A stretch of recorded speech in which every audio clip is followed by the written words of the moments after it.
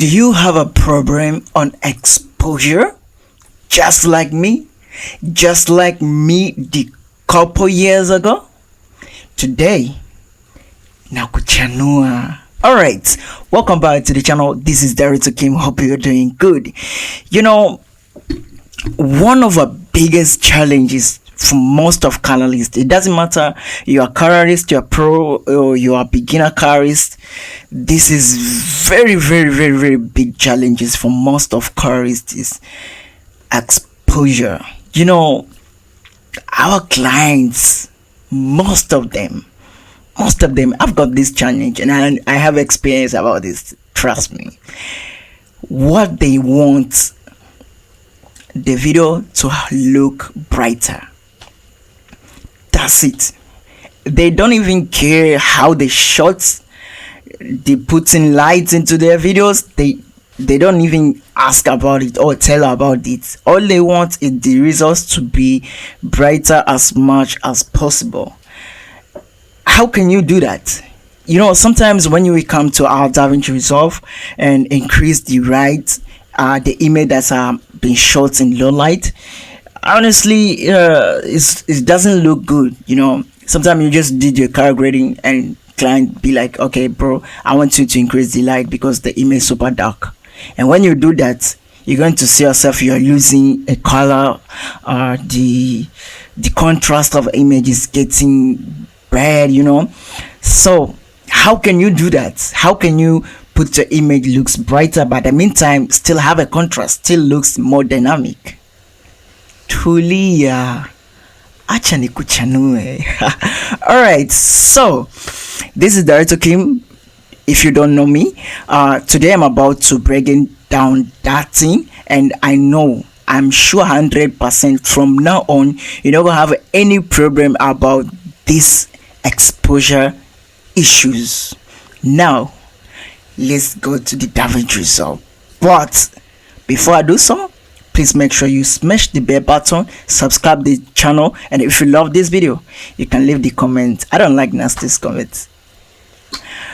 All right, as you can see into DaVinci Resolve, we have this image. I know we just did this image color grading before. So today I'm going to break down how to have a massive good exposure without ruining your contrast, like putting the contrast in a better place. Okay, so the first thing that I'm going to do, the first thing you're going to do is you putting color space transformation. Yeah, I know that this was S-log, I think. I don't know what is it, but I think it was S-log, and I'm going to convert it into that sRGB. You know, my output is sRGB, so don't be confused why I put it here. And I have so many reasons about that, so you can just watch my previous tutorial. There's a big explanation about it. Here is the problem. A lot of beginners, they struggle how to make color grading as pro level. YouTube itself can never pull up to that level. Director Kim came out with the massive masterclass phase 1 and phase 2, which is the phase 1 has 3 parts, and each of the parts has a long house video. Having an issue with the color senses, color management, creating different looks, fixing problems, how to balance proper your footage, shot merging, dealing with the small budget camera, everything you need to know from DaVinci Resolve. Masterclass has deep explanations. If you really struggle with creating look, Director Kim never seen enough till he made it 26 LUTs, which has look DNA and Skintone LUT and color separations. DCTR power grade also available. Director Kim really wants to shift you into next level. Have a permanent mentor who can guide you well to your journey of color grading. He decided to create a WhatsApp group for his own student member. But remember, to join a WhatsApp group, you need to buy one of his products, either Masterclass or LUT package. Now, let's back into the lesson. Alright, so after conversion, you can see yourself. It doesn't mean the image is not well balanced. It's well balanced. For me, it's actually, but how about our clients? You know, they don't care like the shots in low lights or the exposure was down. If you are putting brightness, the image is going to be noised. They don't even care about it. And when you give them with the noise, they'll be like, okay, why there's some dirty stuff going on? So you have to do no matter what to give the best result. That's it. All right, so after doing my conversion, like putting the Rec 79, this is what I'm doing often to satisfy my clients. Most of clients, they want this type of results. Trust me, if you want to earn money for this, if you want to be perfect colorist, have a lot of projects, client loves you much, bro. Hey, light is important thing. And most of clients, especially for these people that are paying well, they worse on post and pre-production. When I talk about their shooting, they don't even like, okay, we need bright image, okay, let's put a lot of lights, let's set much light, let's set where the camera. They don't even do that. They just do whatever they feel, and then they give you, so they want you to make the better result. That's it. And this, for most of clients like this,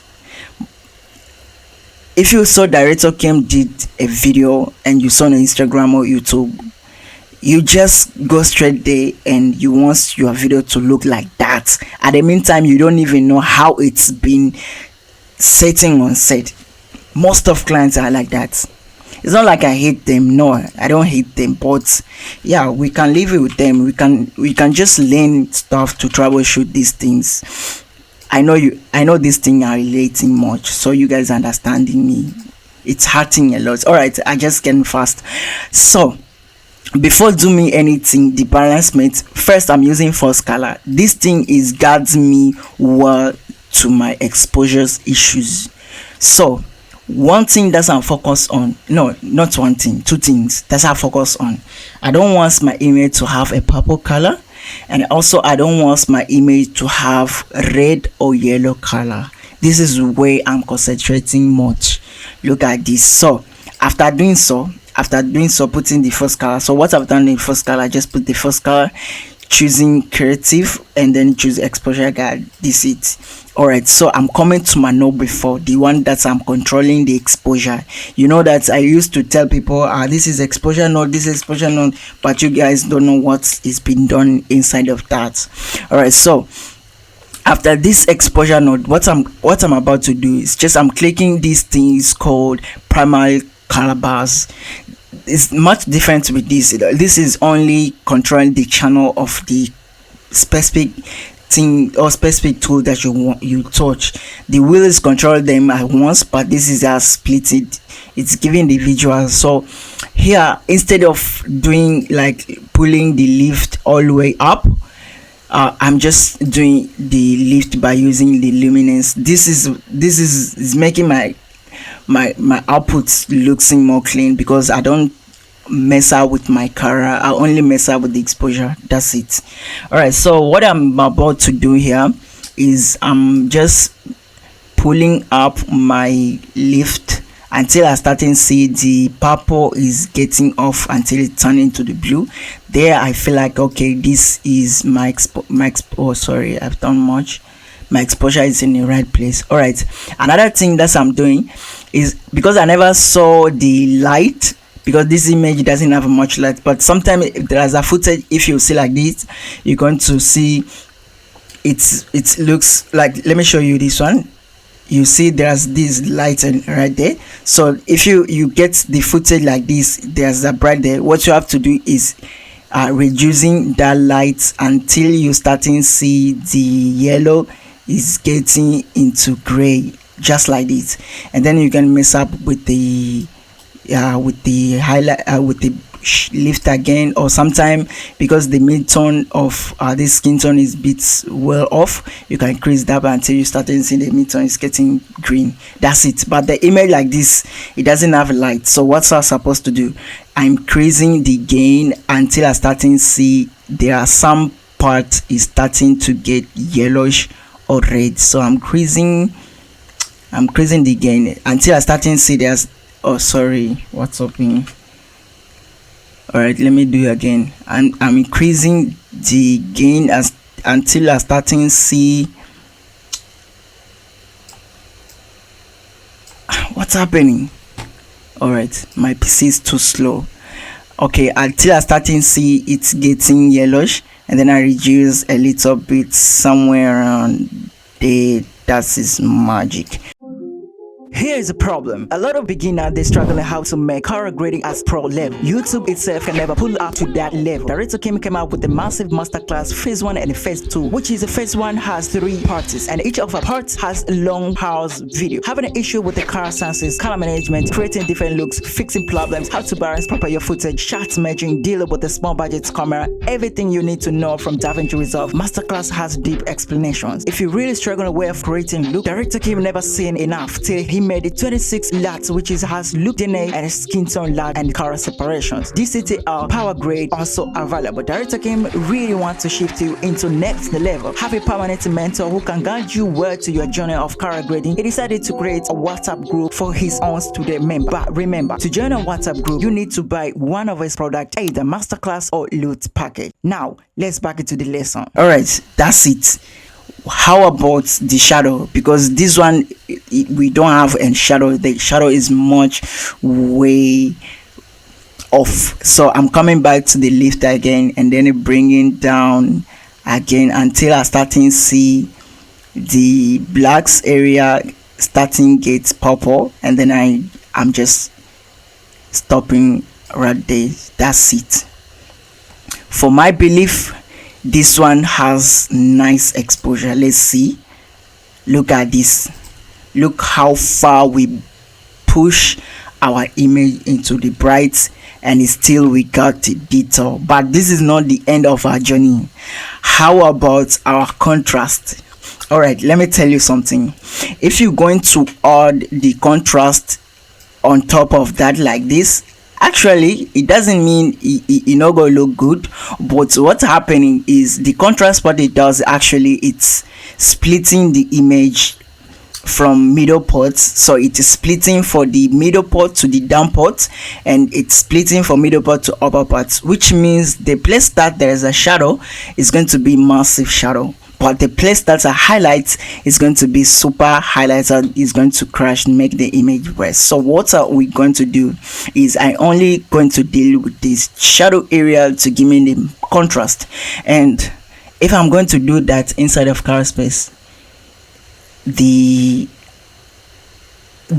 result is not going to be like the way I want it to be. So actually what I'm doing after doing so, I'm using log.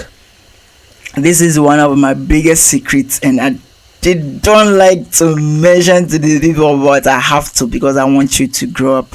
So after doing so, I'm coming to the log, and then I'm pulling down my shadow until I starting to see my image is getting well contrasted. Look at this before, look at after. So now you can see we got the shadow is getting where we want it to be, but still we have the mid-tone, we have the light output, it's much bright.